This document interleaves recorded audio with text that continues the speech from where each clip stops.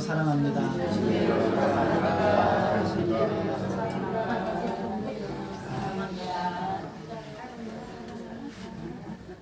5월은 가정의 달이지만 우리가 지난주 가정에 대해서 좀 살펴보고 사도행전 말씀을 살펴보는데, 우리의 인생의 전 인생에 있어서 우리가 불가피하게 만날 수밖에 없는 일들이, 우리가 신앙생활 하다 보면 불가피하게 만나는 일들이 있는데, 고난이죠. 고난이 있고 어려움이 있고 환난도 만나고 행복한 삶만 좀 있었으면 좋겠지만 우리 인생에는 그러지가 않아요. 여러분, 사람이 평생 행복하게 살면 진짜 행복할 것 같은데 또 그렇지가 않습니다. 인생에 하나님께서 우리를 가장 잘 아시기 때문에 환난도 주시고 또 상황도 만들어 가세요. 근데 하나님께서 우리를 이끌어 가시는 참 놀라운 방법이 있는데, 그게 뭐냐면 하나님이 약속하신 말씀에 근거해서 이 역사를 이루어 가신다라는 거죠. 그것이 너무나 신비롭고 놀라운 거예요. 돌아보니 하나님의 말씀하신 대로 내 인생을 이끌어 오셨구나 라는 것을 우리는 경험하게 되죠. 우리가 잘 아는 것처럼 사도행전 1장 8절에 말씀해 보게 되면 주님께서 승천하시기 전에 이렇게 말씀하셨어요. 오직 성령이 너희에게 임하시면 너희가 권능을 받고 예루살렘과 온 유대와 사마리아와 땅끝까지 이르러 내 증인이 되리라. 예수님께서 마지막 승천하시기 전에 마지막 남기신 아주 중요한 말씀이 사도행전 1장 8절의 말씀이죠. 아마 사도들은, 제자들은, 성도들은 아마 이 말씀이 무슨 의미가 있는지 아마 잘 깨닫지 못했을 거예요. 단지 이 말씀을 생각하는 것보다 사도들은 하늘로 올라가시는 예수님을 보면서 이게 무슨 일인가 싶었을 거죠. 우리가 만나는 것과 우리도 아마 똑같았을 거예요. 우리도 그 자리에 있었다면 예수님의 말씀은 귀에 잘 안 들리고 예수님이 올라가시는 그 모습을 보면서 당황스럽고 혼란스럽고, 부활하셨다면 계속 계셔야 되는 거 아닌가, 아마 그런 생각을 했을지도 모릅니다. 그런데 이 말씀은 이제 앞으로 이 세상 나라의 역사들이 어떻게 진행될 것인지에 대해서 예수님이 미리 알려주신 거죠. 그래서 사도들이 사도행전 2장에 보면 성령의 권능을 받았어요. 그러자 그들은 즉각적으로 예루살렘의 하나님의 말씀, 특별히 하나님의 큰 일을 증거하기 시작을 했죠. 그러자 놀라운 일이 일어났어요. 3,000명이 회심하는 역사가 일어났어요. 놀라운 일이죠. 그들은 너무나 성령이 충만해서 어디선지 담대하게 하나님 말씀을 전했고, 5,000명이 회심하고 또 성도들이, 제자들이 계속 늘어가는 역사들이 일어났어요. 그 가운데 어려운 일도 일어났죠. 2번이나 사도들은 공회에 잡혀가서 감옥에 갇히기도 했습니다. 그러나 담대하게 하나님 말씀을 선포하고 또 하나님께서 그들을 감옥에서 끄집어내 주시는, 그들이 나오게 되는 그런 특별한 역사들을 경험했어요. 성도들은 충만해지죠. 여러분, 우리가 어려움을 만났는데 하나님이 거기서 건져주시잖아요. 이런 경험을 한번 하면 담대해지기 시작합니다. 두려움이 사라지죠. 그래, 하나님이 나를 반드시 붙잡아 주실 거야, 건져주실 거야, 이렇게 생각할 수가 있습니다. 그런데 예루살렘 교회에 하나님께서 주신 메시지가 뭐였냐면, 예루살렘과 온 유대와 사마리아와 땅끝까지 이르러 내 증인이 될 것이라고 말씀하셨어요. 지금 복음은 예루살렘 안에 있어요. 그래서 이 복음이 예루살렘 안에서 충만하고 엄청난 부흥의 역사가 일어났단 말이죠. 그러면 온 유대와 사마리아와 땅끝까지는 누가 가야 됩니까? 복음을 전하러? 예, 복음을 먼저 들은 사람이 가야 되는 거죠. 복음을 먼저 들은 저와 여러분에게는 책임이 있어요. 이 놀라운 비밀을 알았다면 가만히 있어서는 안 되는 것이죠. 가야 된단 말이죠. 그런데 가야 되겠다라는 생각을 지금 이들은 하고 있지는 않아요. 왜냐하면 예루살렘 교회 안에서 너무 풍성한 부흥이 충만하게 임하고 있기 때문이죠. 이런 상황 가운데 굉장히 충격적인 사건이 하나가 일어나는데, 스데반이 순교하게 되죠. 예루살렘 교회의 역사상 처음으로 사람이 죽은 거예요. 그 전까지는 핍박도 받고 또 모욕도 당하기도 했겠고, 그 다음에 이제 위협도 받았을 거예요. 매도 맞았어요. 그렇지만 사람이 죽은 지는 없었단 말이죠. 근데 스데반이 사도행전 7장에 하나님의 말씀을 담대히 선포하고 돌에 맞아 순교하게 되는 역사가 일어났어요. 충격이죠. 여러분, 우리 교회가 하나님의 사명을 잘 감당하는데 누군가 한 명이 복음을 전하다가 순교하게 되었다라는 이야기를 들으면 교회가 그야말로 큰 충격과 슬픔에 빠지게 되는 것이죠. 예루살렘 교회가 그랬어요. 큰 충격에 빠졌어요. 그래서 2절에 보게 되면 경건한 사람들이 스데반을 장사하고 위하여 크게 울더라 라고 말하고 있어요. 크게 울었다는 것은 통곡했다는 거예요. 너무너무 슬펐던 거죠. 어찌 보면은 예루살렘 교회 사도들도 지도자들이지만 스데반을 비롯한 이 사람들도 영적인 지도자들이거든요. 교사, 집사님들, 굉장한 사람들이죠. 그런데 이분이 순교했다라는 것은 너무 큰 슬픔이고 너무 큰 고통이었어요. 예루살렘 교회가 숭 떠올랐다가 갑자기 확 이 슬픔에 빠져버리는 그런 상황이 됐죠. 그래서 1절을 보게 되면 이 사울은 이 스데반의 순교를 지휘한 사울은 스데반의 죽음을 마땅히 여겼다라고 표현하고 있어요. 마땅히 여겼다라는 것은 기뻐했다는 뜻이, 굉장히 동의하면서 기뻐했다는 뜻이죠. 스데반을 죽인 것에 대해서 조금의 연민이나 후회나 미련이 없었다는 거예요. 당연히 죽어야 된다라고 생각하면 얼마나 이게 무서운 일입니까? 우리가 지난 시간에 하나님 말씀 살펴보면서 인간은 하나님이 뭘로 만드셨다 그랬죠? 하나님이 형상으로 만들었다고 그랬잖아요. 그런데 우리는 때로는 사람을 짐승도 못하게 여길 때가 되게 많이 있어요. 그리고 무시하고 경멸하고. 여러분 옆에 계신 모든 분들은 하나님의 형상으로 지으신 존귀하신 존재죠. 천하보다 귀하게 여기시는 귀한 분들이시란 말이죠.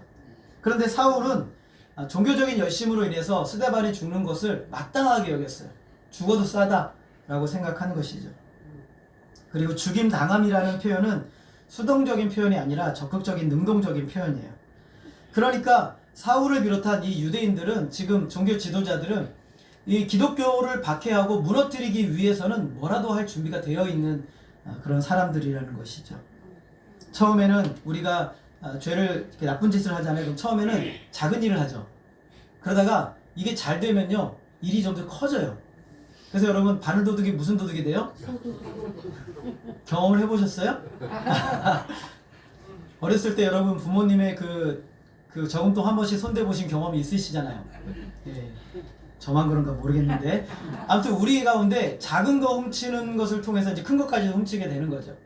힘을 얻은 거예요. 왜냐하면 스데반이 죽고 난 다음에 보니까 할만한 거예요. 그래서 이 박해의 범위가 전방위적으로 이제 퍼져나가기 시작을 하는 거예요. 스데반의 순교가 예루살렘 교회 전체를 향한 박해의 도화선이 돼버린 거예요. 그래서 스데반의 순교에 슬퍼할 겨를도 없이 성도들은 더 큰 위험에 처하게 된 것이죠. 유대인들은 힘을 얻었고 기독교인들은 두려움에 빠질 것이라고 생각한 것입니다. 우리 1절을 다시 한번 읽어볼까요? 1절 시작. 그날에 예루살렘에 있는 교회에 큰 박해가 있어 사도 외에는 다 유대와 사마리아 모든 땅으로 흩어지니라. 여기서 그날이라는 것은 바로 그날, 스데반이 순교한 바로 그날을 말하는 거예요. 영어 성경이나 헬라어 원문에 보면 바로 그날, on that day라고 되어 있어요. 그러니까 그날이죠. 그날. 그러니까 이 분위기를 몰아서 조금이라도 간격을 두면 안 되니까 사울을 중심으로 해서 그날 예루살렘 교회 전체를 그냥 완전히 휩쓸듯이 휩쓸어 버린 거예요. 그래서 박해했는데 그냥 박해가 아니라 크다라고 하는데, 헬라어로 보면 메가스, 엄청난 박해가 예루살렘 교회에 일어나게 된 것이죠. 그래서 박해라는 단어는 특별히 몰다, 뒤쫓다라는 뜻이에요. 여러분 짐승을 쫓아갈 때 막 잡으러 쫓아가잖아요. 마치 그런 표현으로 이걸 쓰고 있어요. 그러니까 예루살렘 교회에 어떤 분위기로 지금 흘러가고 있는지 여러분 느끼시라고 성경은 이렇게 단어를 사용하고 있는 거예요. 폭풍처럼 거세게 스데반의 순교에 슬퍼할 겨를도 없이 폭풍같이 몰아쳤어요. 3절을 보게 되면 3절을 같이 읽어보겠습니다. 시작. 사울이 교회를 잠멸할세 각 집에 들어가 남녀를 끌어다가 옥에 넘기니라. 교회 갔더니 교적부가 있으니까 우리 이하인 집사님 가서 집사님 조옥이 다 잡아가고, 전사님 때 교적부에 있으니까 전사님 잡아가고, 김대열 집사님 응합교회니까 모르겠어요. 응합교회는 안 잡아갈 수 있는데 아무튼 다 잡아가는 거예요. 집에 들어가서 다 잡아다가 옥에 가두고 때리고, 심지어는 죽임당한 사람도 있었을 거예요. 잠멸하라는 단어는 굉장히 무서운 단어예요. 이거는요, 회복이 불가능하게 만드는 거예요. 예를 들어서 어떤 사람을 치는데 그 사람이 이제는 다시는 정상적인 삶을 살 수 없도록 만드는 것을 잔멸이라는 단어를 쓰는 거예요. 헬라어 원문에 보면.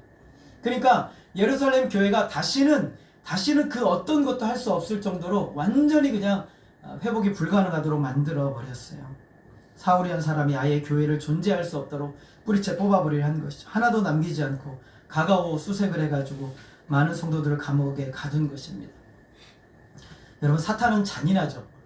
포기하지 않습니다. 사탄은 저와 여러분이 굳건하게 믿음으로 살아가는 것을 원치 않아요. 계속 공격하죠. 고난을 두고 또 환난을 두고 그리고 문제를 일으키고 굉장히 어려움들을 만들어요. 그런데 여러분, 고난이나 환난은요, 생각해보면 우리의 신앙을 굉장히 더 강하게 해줘요. 그 순간 기도하고 한단 말이죠. 근데 사탄이 또 우리를 핍박하는 방법이 또 하나가 있는데 뭐냐면 평안함이에요. 편안을 줘버려요. 굉장히 안락하고 아무 문제 없이 편안하게 만들어버려요. 즐거움과 기쁨을 요소를 줘버리죠. 그것을 던져서 점점 순전한 신앙에서 멀어지게 만들어버려요. 그래서 편안과 안락과 이런 것을 선택하게 만들어요. 여러분이 잘 아는 동화책 중에 혹시 기억나실지 모르겠는데 태양하고 바람하고 내기를 한번 했어요. 길을 가는 어떤 남자의 누가 옷을 벗길 수 있느냐. 기억나십니까? 네. 기억나시는 분들은 아이를 키우시는 분들이기 때문에 기억이 나실 거예요. 근데 누가 이겼습니까? 네, 바람이 장담을 하죠. 내가 벗길 수 있어. 처음에는 약한 바람으로 하다가 안 벗네. 강한 바람으로 하니까 이 사람이 옷깃을 어떻게 합니까? 더욱 강하게 붙들어요. 그 바람을 더 강하게 부르니까 더 세게 옷을 잡는 거예요. 당연하죠, 여러분. 여러분, 신앙이 마치 이래요. 진짜 참 그리스도인이 이렇게 된단 말이죠. 태양이 나섭니다. 내가 한번 해볼게. 따뜻한 햇볕을 내려치니까 갑자기 날씨가 더 더워지네요. 어떻게 합니까? 예, 옷을 벗습니다. 무장해제가 되는 것이죠. 신앙의 편안함이 성도들에게는 때로는 위험한 거예요. 마귀는 이 두 가지를 사용하는데 굉장히 지혜로운 존재예요. 그래서 우리로 하여금 때로는 고난에 환난으로 몰아치게 하고 때로는 굉장히 평안함으로 우리를 박해하는 거예요. 성도들이 신앙의 하나님의 믿음 안에 굳건하게 서 있지 못하도록 이 두 가지를 계속 우리의 삶에 저울질하듯이 마치 이렇게 하고 있어요. 여러분 안에도 아마 있을 거예요. 어떤 사람은 지금 환난을 당하고 있겠죠. 어떤 분은 좀 편안하겠죠. 그러나 이 두 가지 가운데 하면서 얻어내고자 하는 목표가 있어요. 그게 뭐냐면 하나님으로부터 멀어지게 하고 하나님의 사명을 망각하도록 하는 거예요. 그것이 바로 사탄의 목표예요. 근데 오늘 예루살렘 교회를 향한 사탄의 목표는 뭐였어요? 박해였어요. 아주 큰 박해. 바람도 허리케인 같은 큰 바람을 몰아쳐 버렸어요. 너무 바람이 세면 날아가 버려요. 그렇죠, 여러분? 바람이 좀 강하면 막아설 수 있는데 바람이 너무 세버리면 날아가 버리는 거예요. 그래서 성도들이 어떻게 했습니까? 흩어져 버렸어요. 디아스포라. 흩어져 버린 거예요. 흩어지다는 단어가 헬라어로 디아스포라는 단어예요. 그래서 그들을 완전히 다 흩어버리는 역사가 일어났어요. 고난과 세상에는 즐거움으로 두 가지 무기로 우리를 공격하는데 초대교회의 복음의 역사를 그대로 둘 수가 없어서 스데반을 순교하게 하고 그 기세를 몰아 성도 전체를 잔멸하려고 허리케인 같은 폭풍을 완전히 불어닥치게 했어요. 핍박이 오죠. 우리가 하나님 앞에 바로 서려고 하는 곳에 반드시 마귀는 거기서 우리를 이렇게 공격한다는 사실을 우리는 잊어서는 안 돼요. 반드시 공격이 일어나요. 마귀는 그런 역사를 좋아하지 않거든요. 지금 여러분 예배드리고 밖에 나가는 순간 오늘 우리의 심령을 흔들 만한 여러 가지 아이템들을 마귀는 가지고 있어요. 우리는 그 사실을 절대 놓쳐서는 안 되는 것이죠. 예루살렘 교회는 핍박은 짧은 기간이었지만 허리케인 같은 폭풍이 불어닥쳤어요. 부흥을 그냥 던져버리기에 충분했던 박해였어요. 하나님은 그런데 이 비참하고 고통스러운 역사를 사용하셔서 성도들에게 약속하신 그 약속의 말씀을 이루세요. 구원의 역사를 더욱 풍성하고 넓게 이루어 가시죠. 4절 우리 같이 한번 읽겠습니다. 시작. 그 흩어진 사람들이 두루다니며 복음의 말씀을 전할세. 여러분의 삶의 터전을 잃고 떠나게 되면 고통스럽죠?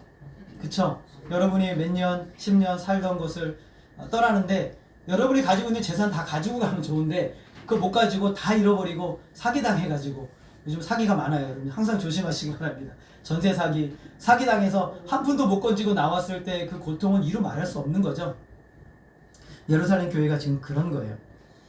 하나님께서는 근데 이 어려운 사건을 통해서 하나님이 약속하신 말씀의 성취를 이루시는 거예요. 예루살렘을 넘어서 유대와 사마리아 땅끝까지 복음을 증거하는데 하나님은 이 허리케인을 사용하세요.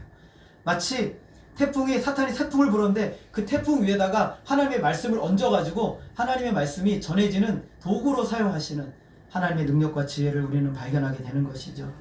하나님의 약속이 매우 부정적인 사건을 통해서 이루어지고 있어요. 그분의 목적을 이루시기 위해서 하나님은 수단과 방법을 가리시는 분이 아니세요. 하나님은 우리의 비극적인 상황과 고통을 함께 슬퍼하세요.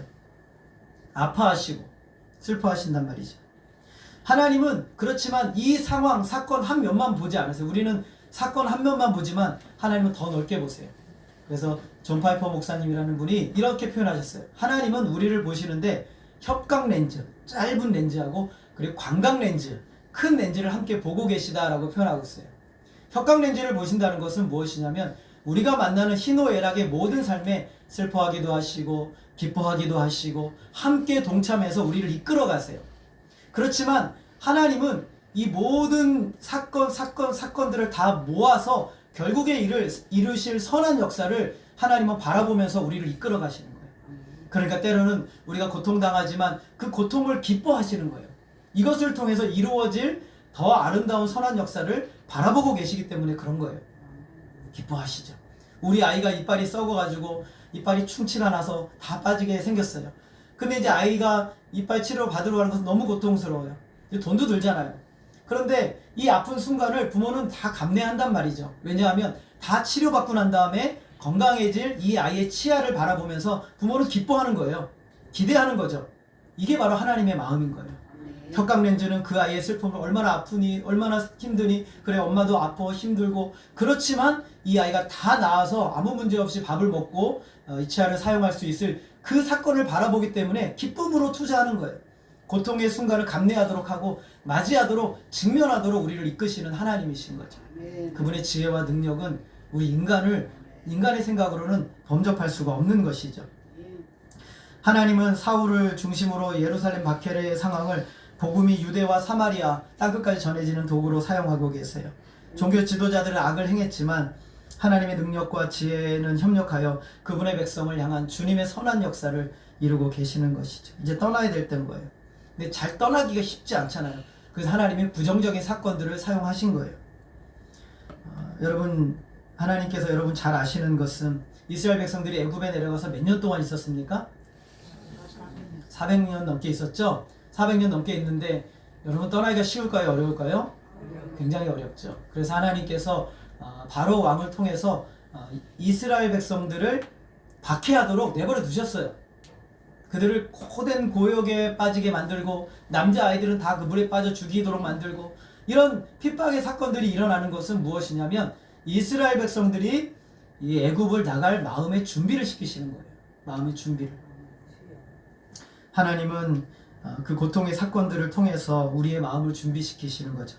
저와 여러분이 만나는 부정적인 상황은 하나님이 우리 안에 있는 오래된 문제나 또 오래된 죄악을 버리게 하시고 때로는 새로운 부르심으로 나아가게 하는 맞춤 처방인 것이죠. 하나님은 그 일을 지금도 하고 계세요.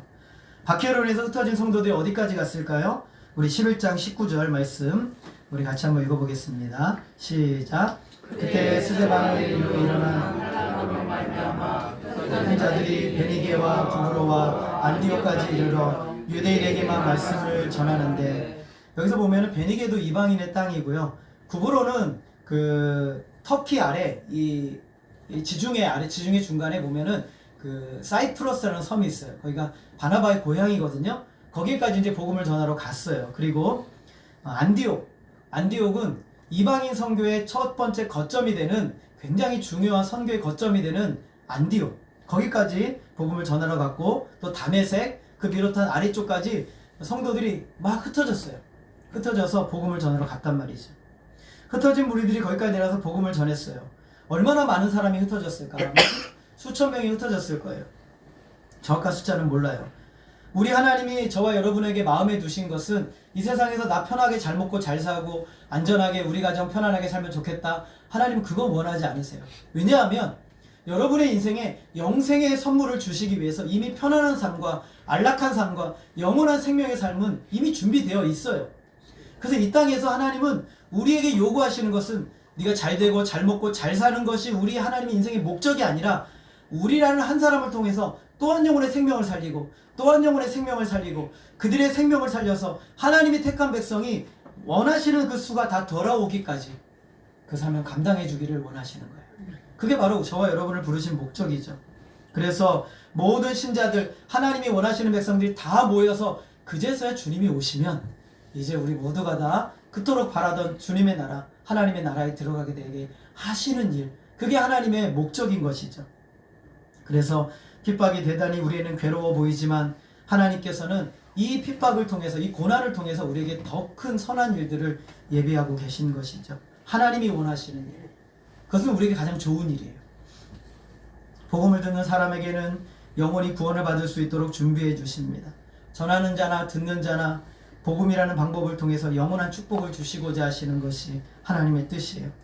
하나님은 핍박이라는 수단을 통해서도 예루살렘 교회를 흩으셔서 복음이 전해지도록 했어요. 물론 이것은 사탄이 벌인 역사예요. 그렇지만 하나님은 그것을 사용하셨죠.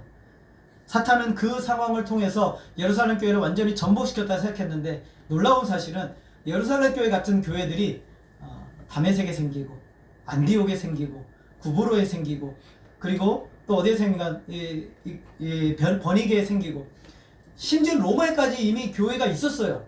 사도 바울이 3차 전도 여행 중에서 로마에 편지를 쓰는데 로마에 있는 형제들이라고 얘기를 해요. 거기에도 간 거예요. 로마에까지.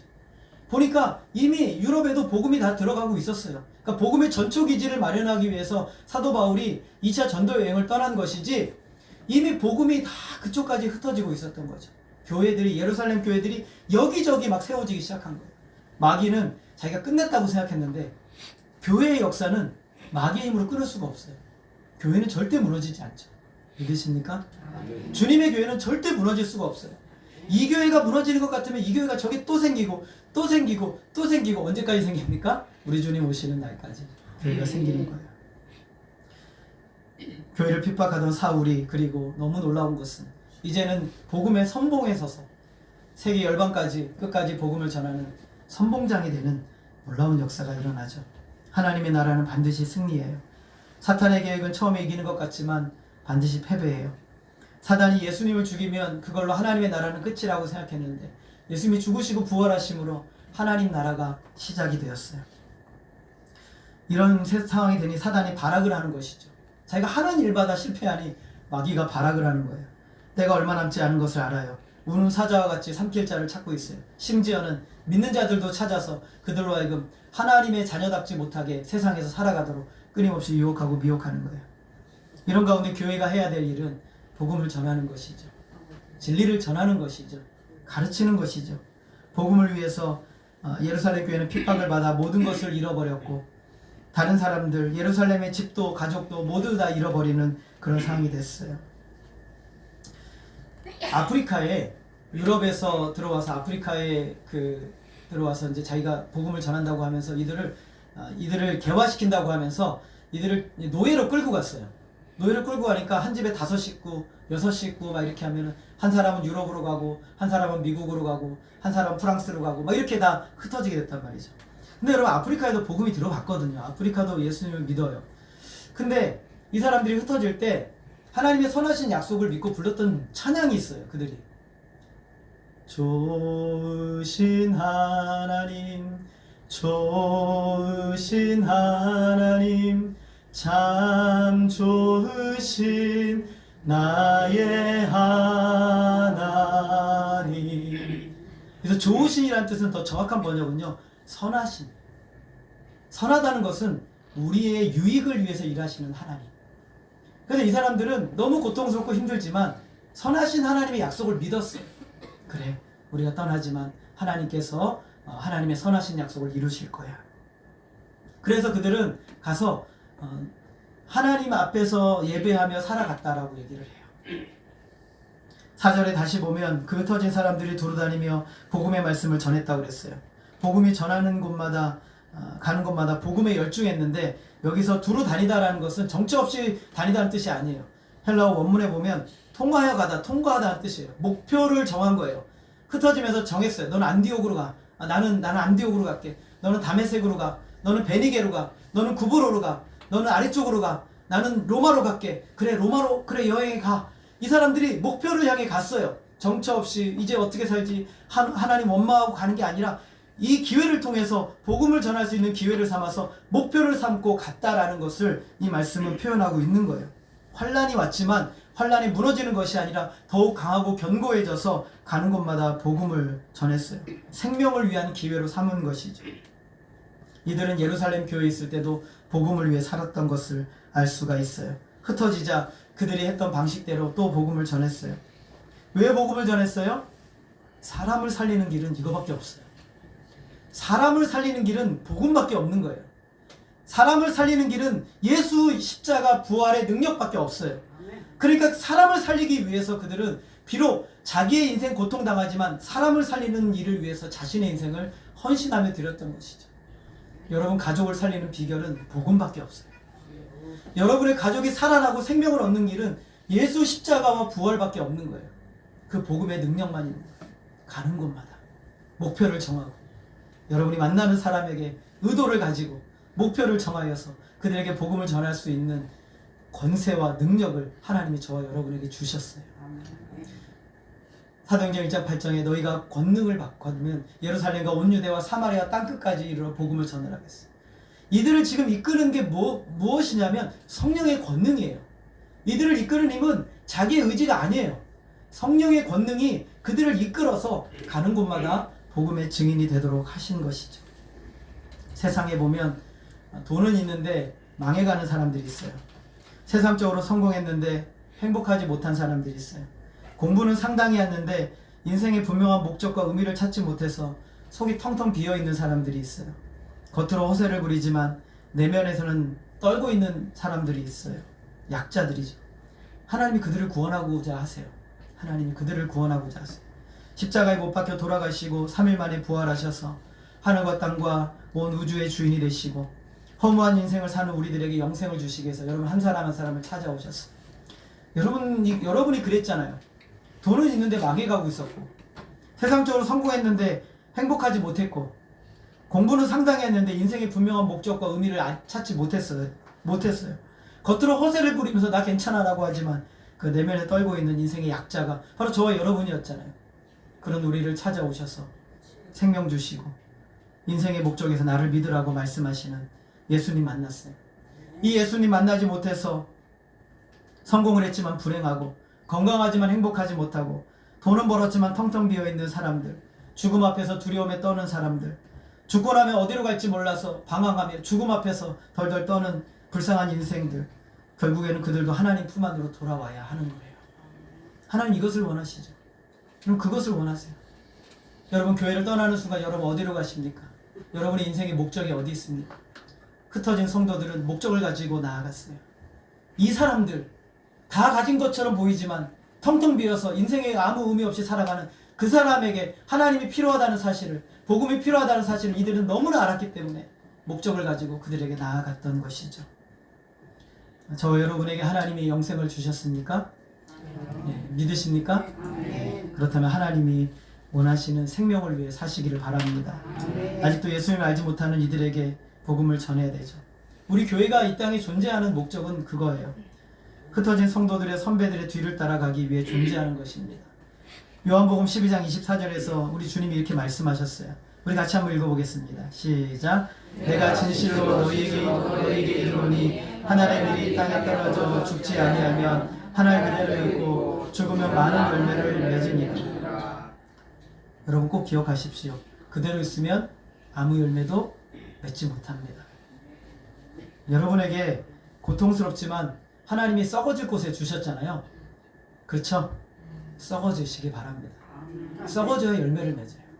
여러분을 다 썩어질 곳에 두셨어요. 지금 여러분의 직장, 여러분의 가정, 여러분의 공동체 썩어질 곳에 두셨단 말이에요.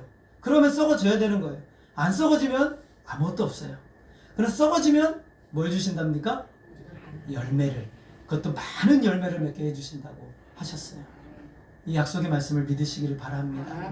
그래서 우리 주님이 썩어지신 거예요. 십자가 위에서 죽으셨고 부활하심으로 많은 열매, 예루살렘 교회 3,000명, 5,000명 흩어진 다음에 안디옥에, 베니게에, 로마에, 그리고 다메섹에 수많은 열매들이 거기서부터 맺혀지기 시작을 한 거예요.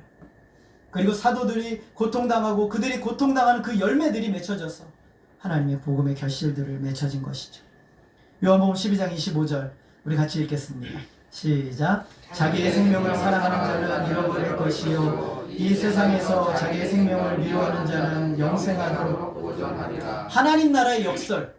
살고자 하는 자는 죽을 것이요 죽고자 하는 자는 살리라. 굉장히 놀라운 신앙의 역설입니다. 우리는 근데 살고 싶잖아요. 잘 되고 싶고 성공하고 싶고 행복하고 싶고. 그런데 그게 행복의 길이 아니더라고요. 그게 행복의 길이 아니에요.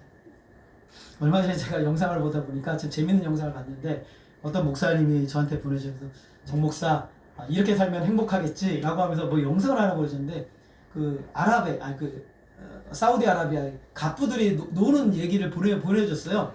근데 보니까 그 발에다가 족욕을 하는데 금가루를 막 뿌려요. 그렇죠.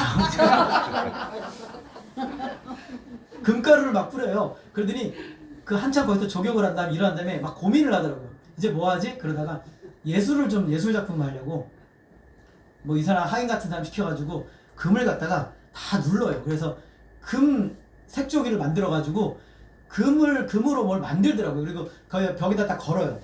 거는데 너무 마음에 안 들었나 봐요. 갖다 내 던져버리더라고요. 또 요즘 금값이 얼마예요, 여러분? 예. 근데 그 사람들이 왜 그러고 있을까요? 인생의 목표가 없어서 생명이 없기 때문에 그런 거예요. 생명이 없기 때문에. 여러분이라면 그 금 있으면 어떻게 하겠어요? 영혼을 살리는데 왜 쓸 거 아니에요? 그쵸? 우리 전사님처럼 영혼을 살리는데 돈을 투자하고 열정을 투자하고 시간을 투자할 거 아니에요? 집에다 갖다 놔둔다고? 인생의 목적과 의미와 영원한 생명에 대한 확신이 없으면 우리는 이 세상에 꼭 쥐고 있어야 돼요. 이것을 붙들고 있어야 내가 안전한 거예요. 그러나 안전하지 못해요. 우리 하나님이 훅 불어버리시면 순식간에 다 날아가 버리는 거예요. 썩는 미랄이 되어야 돼요.